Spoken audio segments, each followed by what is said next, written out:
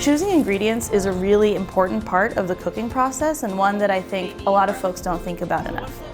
The name of our restaurant is Mei Mei, which means little sister in Mandarin Chinese. We serve what we call creative Chinese American food.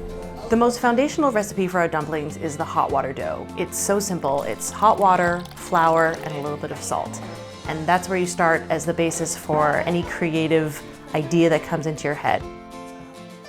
The quality of the ingredients in your dumplings is so important because it's just this one little perfect bite. You put all this love into it, you rolled it up tight, boiled it, steamed it, fried it. They're always so delicious, and when you use the best ingredients, that's how you get the best outcome. We've done braised beef and blue cheese dumplings, we've done cranberry pork dumplings, we've done bacon, egg, and cheese dumplings. You name it, we've done it.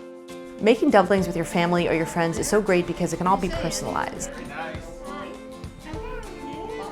Once you get the hang of it, it's almost meditative. You can make a bunch in a row and it's sort of like folding origami or knitting or something like that, except then you can eat what you make, which makes it even better. If I had to choose between flavor and love, I would choose love because love is what translates into flavor in your food.